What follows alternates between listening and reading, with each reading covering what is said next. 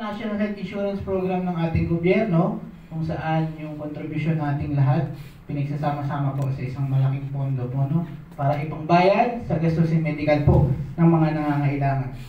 Gastusin medical, magagamit po si PhilHealth tuwing may sakit po, no? May confinement o may magkakasakit po, no? So, bayanihan po o pagtutulungan po ang konsepto po niya kung saan kino-cover natin earning yung mga non-earning po. Sino po mga non-earning? PWD, mga senior citizen po, tsaka considered po as poorest of the poor po. Meron po tayong bagong batas, ang UHC law, no? So, RA 11223, Universal Healthcare Law po, no? Ito po isang batas, ginawa po para po magkaroon ng reforma po sa healthcare system ng ating bansa. Target po niya, makover po tayo lahat, 100% po ng mga Pilipino under PhilHealth po. So, dapat lahat po tayo, miyembro po ni PhilHealth. What PhilHealth is not po, no? So, hindi po kami HMO o yung mga health maintenance organization po, no? Ito po yung private health insurance na nakukuha niyo po sa ibang bansa. Ano po ang kaibahan niya? Individual coverage po versus family coverage po, no? Sa HMO kayo lang po ang makakagamit, tama po? Additional dependent po, ibig sabihin, additional expense po para sa inyo.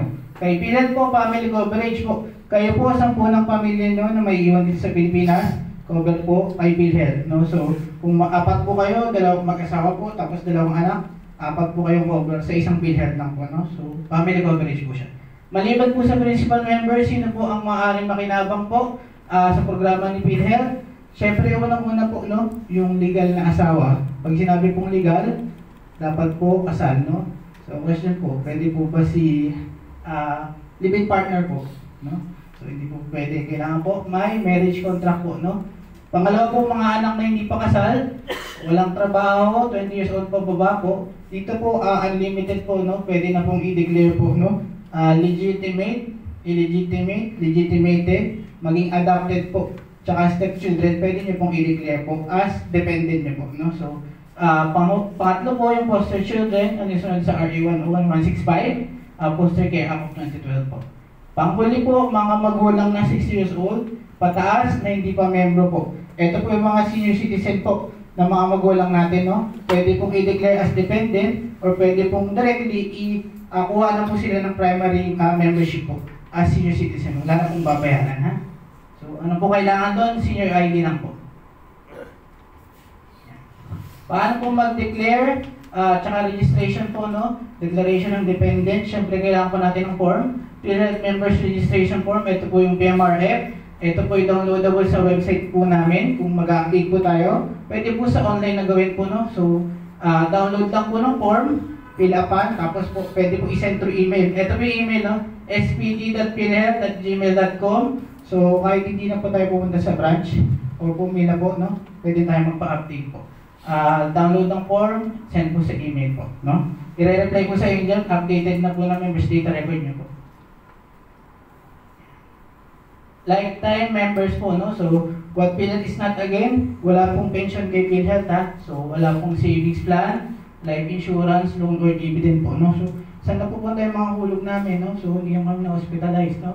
Ito po siya napupunta sa lifetime membership po ni PhilHealth. Pag nag-edad tayo ng 6 years old, retirado na po at nakapaghulog ng at least 120 months contribution po, pwede na tayong minto sa pagbabayad po. Magagamit na siya natin anytime po.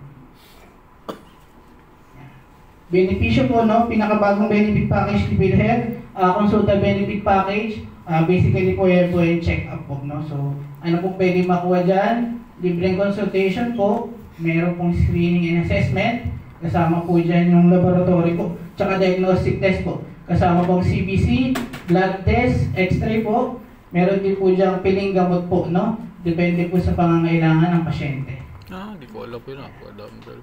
Saan po pwede ma-avail po, no? Yung consulta benefit, number 1 po sa RHU, ito po yung mga health center, pangalawa po OPD ng private and public hospital, pangatlo po private clinic po. Pwede nyo makita yung listahan sa website po namin para makita nyo po yung pinakamalapit po para sa inyo po, no?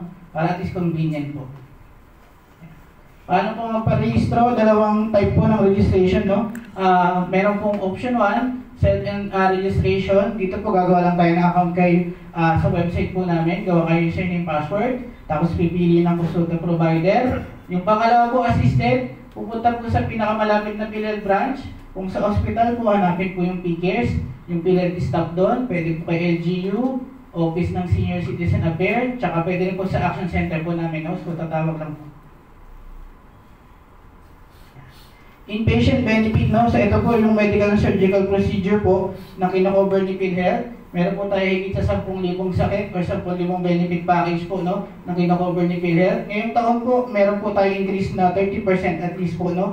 Sa mga benefit package po. Yan po yung mga ilan sa kalariman pong may coverage po, no? Pneumonia po from 32,000, 90,000 na po ang coverage ngayon. Sa stroke po, 76,000, tsaka 80,000 po yung hemorrhagic. Kasama pa rin po yung panganganak po para sa kababaihan. Cesarean po from 19,000, 24,000 na po.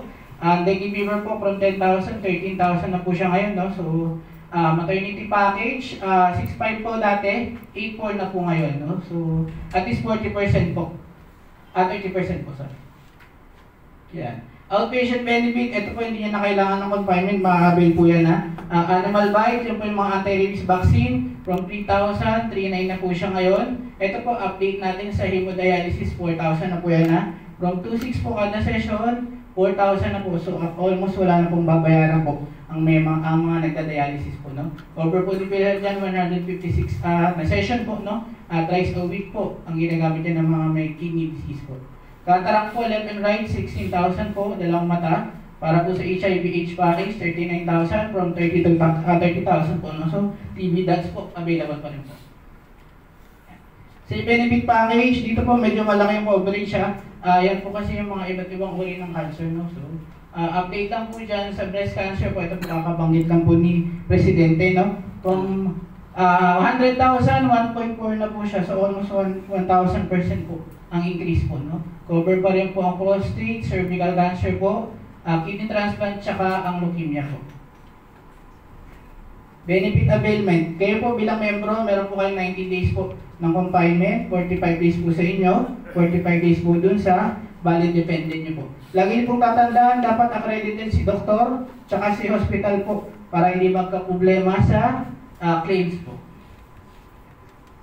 Yan, confinement abroad, ito po para sa inyo mga OFW, no? In case po mo hospitalize or magkasakit tayo sa ibang bansa, wag naman po sana, no? Binibigyan po kayo ni PhilHealth ng 180 days or 6 months po from discharge po para ma-file po siya directly kay PhilHealth, no? Reimbursement po siya per case rate, tapos ito po yung mga requirements po, no? Number 1 yung SOA, number 2 po yung MedSearch, syempre. Number 3 OR, CF1, tsaka proof of contribution. Pwede rin po yan gawin online. Iscan lang po lahat ng documents, basta certified true copy po siya. spd.philhealth@gmail.com po kung hindi po makakauwi. No? So, i-reimburse po ni PhilHealth yan.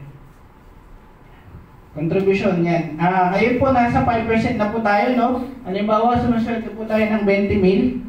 5% po, 1,000 na po kada buwan. Sa inyo po, tagalati kayo ng money agency. No? So, 500 po sa inyo, 500 po kay money agency po.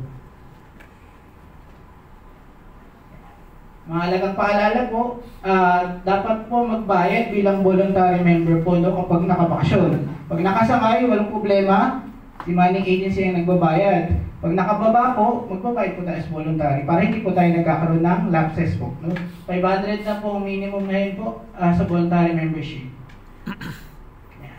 Para po sa mga hindi updated, no? So, ito po yung table po, no? Para po sa mga lapses po, no? So, required po ng batas ng UAC law, kailangan bayad po ang November 2019 onwards po, hanggang ngayon, no? So, kung may mga lapses po kayo dyan, ayan po yung kada buwan po na babayaran, no? So, November 2019, 200 po, December 275, 2020 to 21, 300 po, 22 to 23, 400.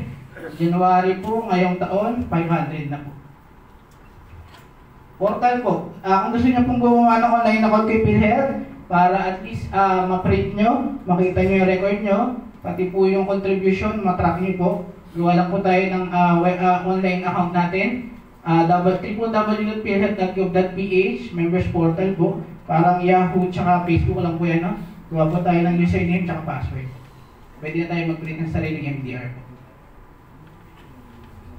Ito po yung bagong idea. Kung wala pa po tayo, pwede po tayo magpa-issue any PhilHealth branch po. Wala pong bayad ng ID.